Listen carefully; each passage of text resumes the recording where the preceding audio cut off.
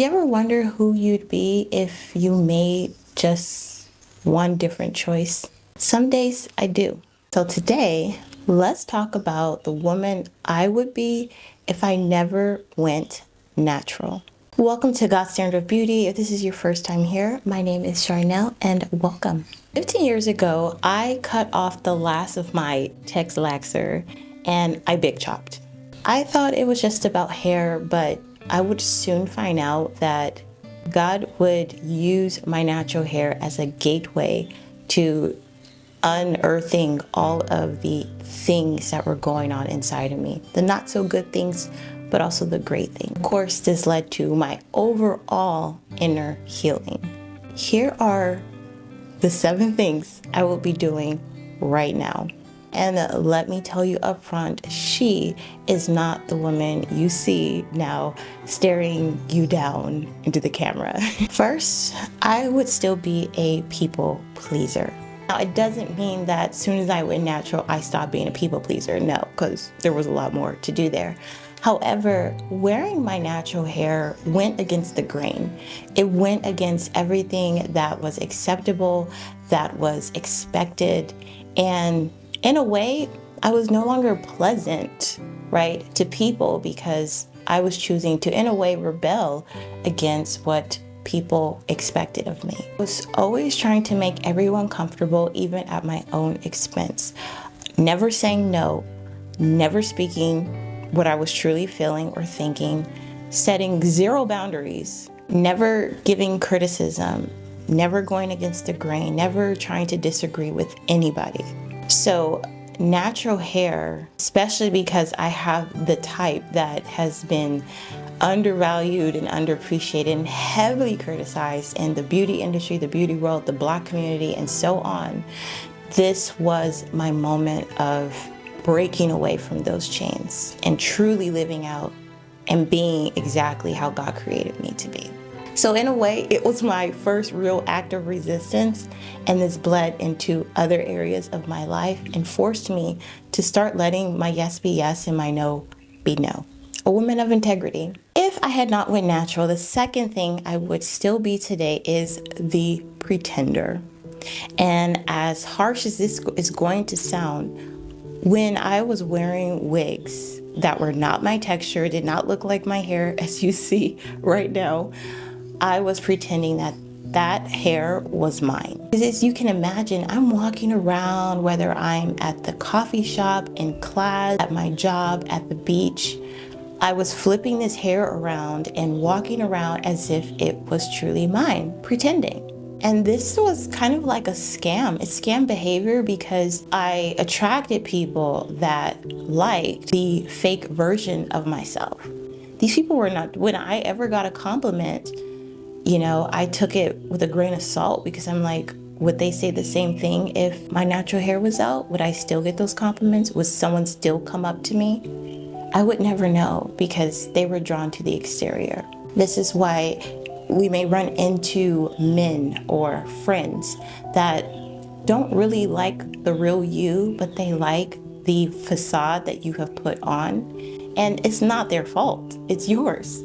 It's mine. Because this is the image I am putting out, and therefore that is what I'm advertising for. Not my natural 4C coils, but the straight or curly, silky hair.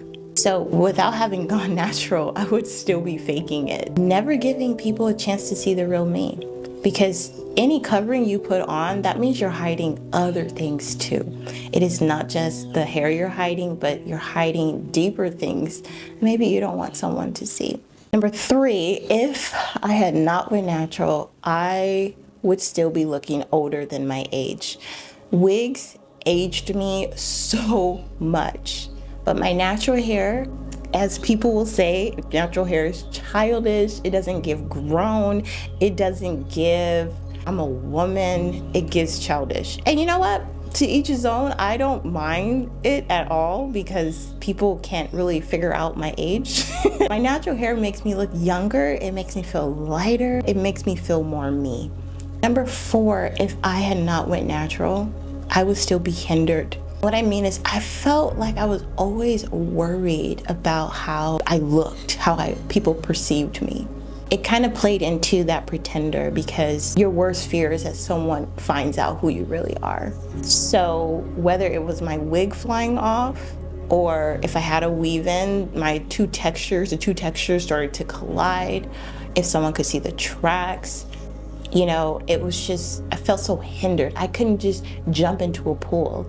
I couldn't just run like at my track meets when I was competing. It was always this I had to hold back if I felt my wig shifting. So going natural really taught me how to let go. It allowed me to run outside without fear.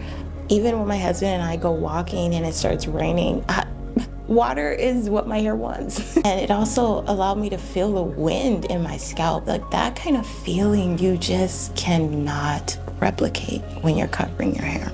Number 5, this might sound a bit controversial, but I think if I never had gone natural, I would be miserable as a wife. First, I would say I would be married to someone who was attracted to the wig, not me.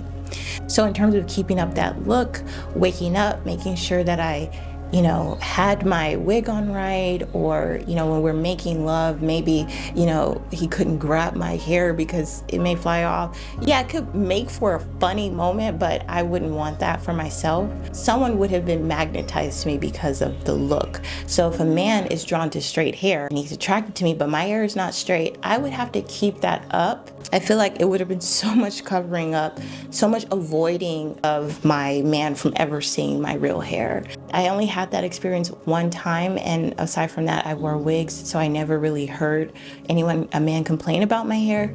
But I will say, when I was myself wearing my natural hair and my husband saw it before we got married, he liked it, he loved it. And even till this day, he never wants to see a wig on my hair again. So I would have been definitely miserable. I would have been unequally yoked, not just faith-wise, because even that could be the case.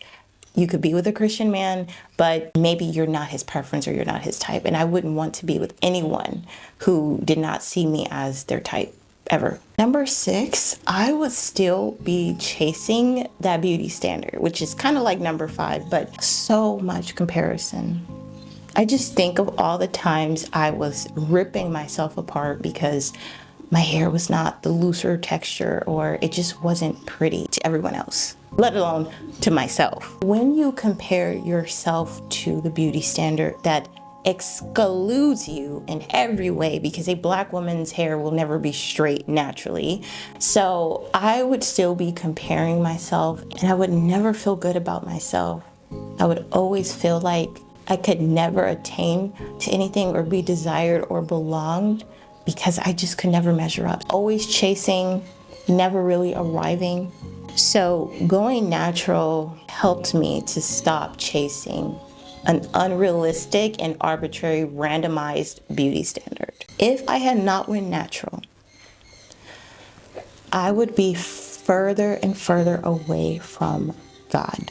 This is the deepest truth, because while my natural hair was a big pain point for me, when God started to put that to the side because I was dealing with it and I wasn't going back, I saw all the other issues that had been holding me back in my walk with Him. I wouldn't be close to God as I am now. I would not have gone deep in my walk with the Lord Jesus had I not went natural. Because going natural forced me to face myself, to ask, who am I really? Who is the real Charnel?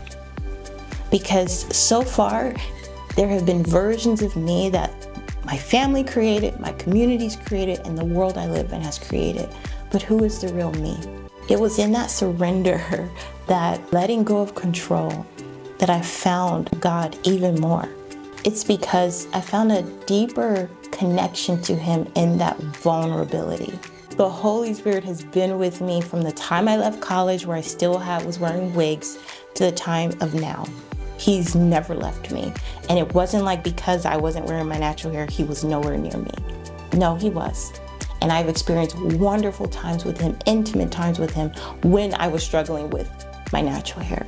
When you go natural and you really expose and open yourself, you're going to experience a mercy and love and compassion and power and revelation of the Father that I had never ever experienced in my life. I felt like I stopped hiding from Him. Because that's what it is. When we hide from God, it makes us feel very far away from Him because we're afraid that He's going to feel the same way that others have felt about us. But no, when you expose yourself like that, He is there to cover you. And He will not reject you. He won't turn you away. That has been the most beautiful experience of all that has changed me. And if I had not gone natural, I would not have experienced that. And I'm so grateful that that has happened.